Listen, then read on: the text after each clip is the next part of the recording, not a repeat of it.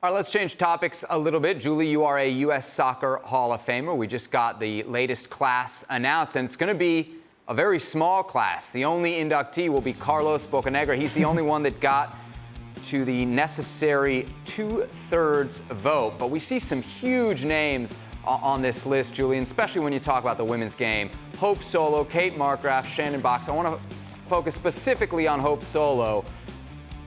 I don't know that there's a better goalie in the history of the women's game.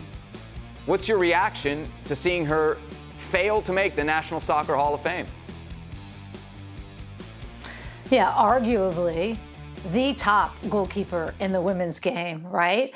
And I think what we see is that this clearly, and it's a topic, the only time sadly we talk about the Hall of Fame is when we talk about what has gone wrong with the voting process. And every year we're discussing who didn't get in rather than who did get in. So I actually talked to Jorn Buchholz, the executive director of the National U.S. Soccer Hall of Fame today, and he acknowledged, he said, clearly there's an issue and we need to fix it. And it's something that we've been looking at, he said, for the last year, 12 to 18 months. And so they're going to put a proposal in front of the Hall of Fame Board of Directors, which is different, I should note, than the U.S. Soccer Board of Directors. It's a whole separate entity, in which they look at, for one, the screening process. I mean, how many days do we have to go over all that's wrong with this voting process? But you have 42 players, for example, we were looking at, Sebastian, that we could vote on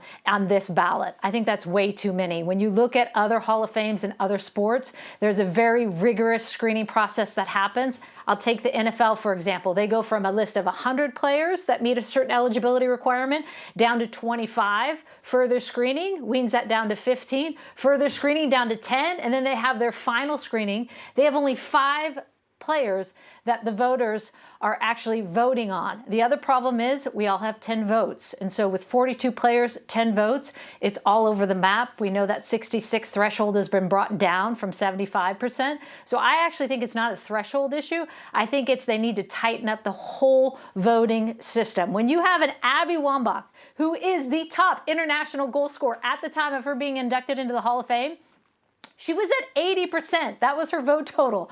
The top international goal scorer got 80% only. So 1 in 5 voters didn't vote for her. Something is wrong with that system, and they are acknowledging that this is a problem.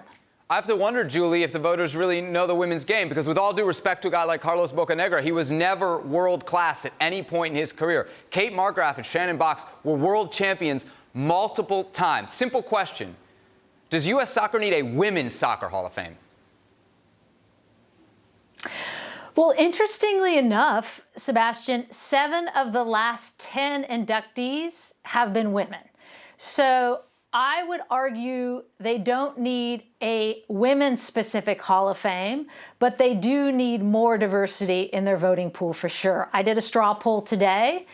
Meg Linehan, one of the best women's soccer reporters on this planet, does not have a vote, right? Graham Hayes works with us at ESPN, one of the best women's soccer reporters and writers on the beat, does not have a vote. So clearly there are people who are missing this equation, who know the women's game, and not just a diversity in terms of people who follow women's soccer, but lack of color. I would guess if you look, I'm still efforting those numbers, how many black voters we have voting on these players and on the eligible members into the Hall of Fame, how many people of color. So you go down that list. I think it's something that they need to overhaul in general, which they are aware of, and according to Jorn, that they are trying to do in the near term, because this 2021 Hall of Fame is actually going to happen in the spring. So if they're going to make changes, they need to it needs to happen quickly.